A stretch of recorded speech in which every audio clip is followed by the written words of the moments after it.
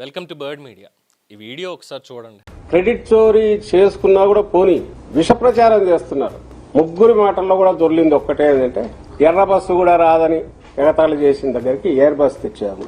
అసలు జగన్మోహన్ రెడ్డి గారు ఎప్పుడు అలాంటి మాట అన్నారా, అనింటి ఏ సందర్భంలో అన్నారు అనేది ఒక్కసారి ముందు నేను ఒక వీడియో ద్వారా ప్రజలకు చూపిద్దామనే ఉద్దేశంతో.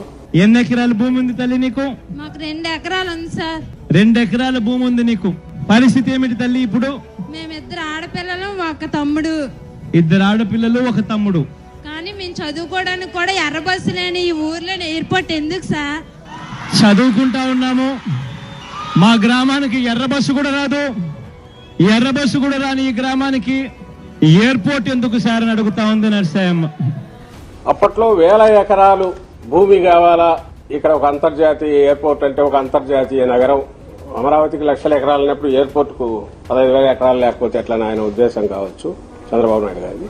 సో అని అప్పుడు అంటున్నప్పుడు దానికి సంబంధించి ప్రజల నుంచి నిరసన వస్తున్నప్పుడు అసలు దేనికోసం ఎందుకని మరీ ఇంత అడ్డగోలు దీంతో ఎట్టబోతారు ప్రపోజల్తో.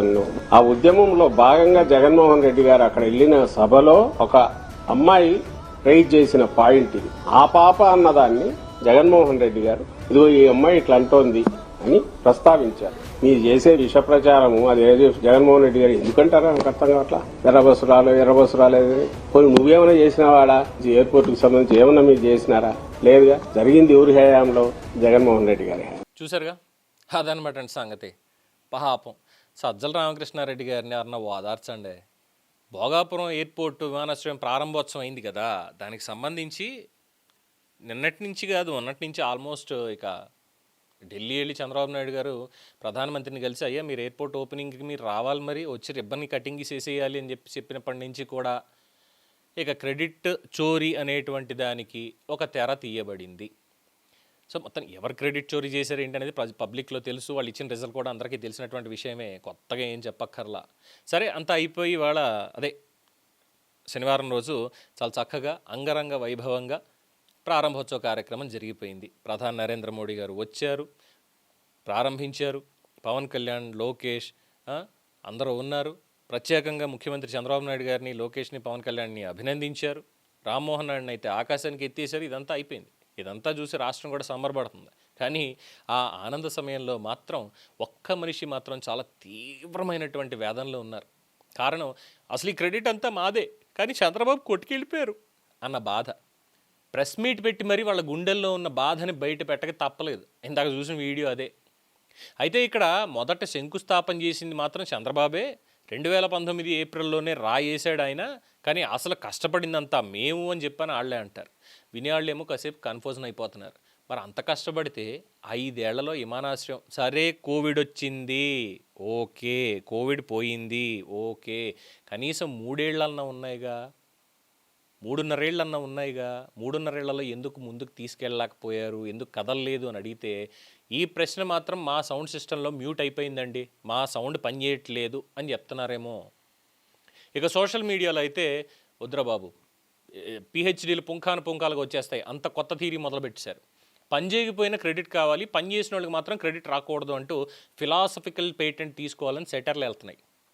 అసలు మాత్రం హైలైట్ ఏంటంటే ఇన్నారుగా వీడియోలో ఎర్ర బస్సు రాని ఊరికి ఎయిర్ బస్సు ఎందుకు ఆ ఎపిసోడ్. అసలు జగన్మోహన్ రెడ్డి అలా అనలేదు అని ఓ చిన్న పాప అడిగినటువంటి మాటని అమాయకంగా, చాలా అమాయకంగా అలాగే రిపీట్ చేశారని చెప్పి సజ్జల గారు చెప్పిన ఎవరన్నా చూశారు. పబ్లిక్ అయితే నవ్వాలో ఏడవాలో తెలియక తల్లబట్టుకుంటున్నారండి. ఇక సోషల్ మీడియాలో అయితే సరికొత్త డౌట్. సరే ఆ పాప పేరేంటో చెప్పండి. రాష్ట్ర రాజకీయాలని ఇంతలా ప్రభావితం చేసిన గొప్ప స్ట్రాటజిస్ట్ని అసలు సన్మానించాలి, అసలు ఆ అమ్మాయిని అడగాలి. ఎర్ర బస్సు కూడా రానటువంటి చోట ఎయిర్పోర్ట్ మాకెందుకు అన్నటువంటి పాప ఎవరు, ఏంటి సంగతి, ఆమెను సన్మానించాలని చెప్పి ఏకంగా సోషల్ మీడియాలో పోస్టింగ్స్. ఇక కొందరైతే ఇక మీద పార్టీ మేనిఫెస్టో కూడా పిల్లలతో హోంవర్క్ బుక్లోంచి తయారైపోద్ది, వాళ్ళతో చెప్పిందంతా జగన్మోహన్ రెడ్డి గారు కామెడీకి చెప్పేస్తూ ఉంటారు అమాయకంగా అంటూ కామెంట్లు చేస్తున్నారు.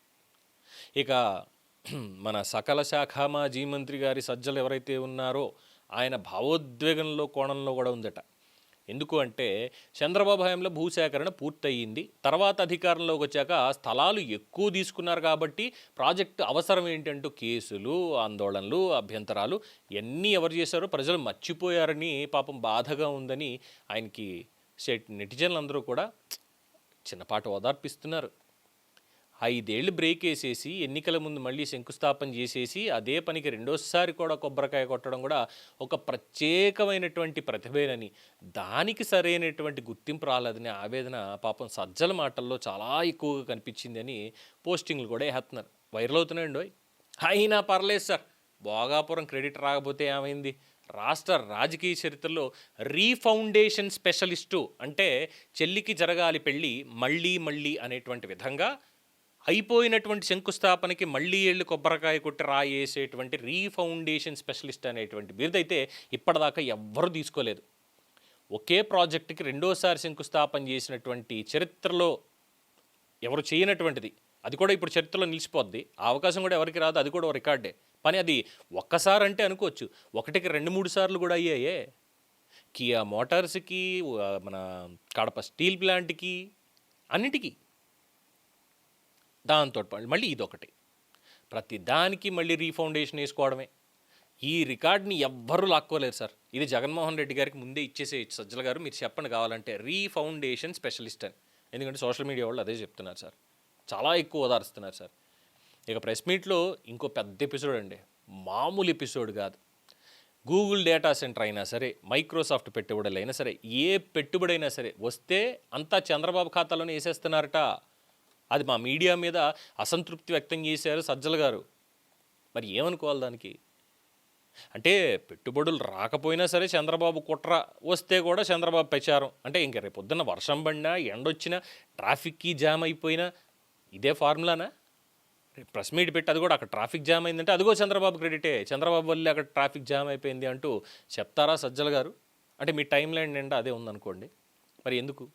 అయితే ఇంకా చాలామంది పెద్దలు, అలాగే చాలామంది మీ అభిమానులు మీకు గుర్తు చేసేది ఏంటంటే, అసలు క్రెడిట్ గురించి అంత బాధపడాల్సిన అవసరమే లేదు సారు, అవసరమే లేదు. ఎందుకంటే ఋషికొండను తవ్వించేసి కట్టినటువంటి ఆ ప్యాలెస్సు, అందులో కడుక్కోవడానికి పెట్టినటువంటి 19 లక్షల ఖర్చు, సముద్రాన్ని చూస్తూ తానం చేయాలనేటువంటి ఆ బాతు టబ్బు, మసాజ్ బల్ల, ఆ భవనాలు, ఆ తర్వాత 3 రాజధానుల అంతులేని అతిగతి లేనటువంటి ఒక కథ, తర్వాత వచ్చినటువంటి మావి గన్ను, అలాగే ప్రతి సమస్యకి బటన్ నొక్కేటువంటి పరిపాలన, ఇవన్నీ ఇప్పటికే మీ రాజకీయ బ్రాండ్లో నెవర్ ఎండింగ్ రికార్డ్స్ కదా. ఆ క్రెడిట్ని మాత్రం అసలు ప్రపంచంలోనే ఎవరు తీసుకోలేరు సార్, అవన్నీ మీ పేరుతోటే ఉంటాయి, అందువల్ల మీరు బాధపడొద్దు అంటూ ఓదారుస్తున్నారు.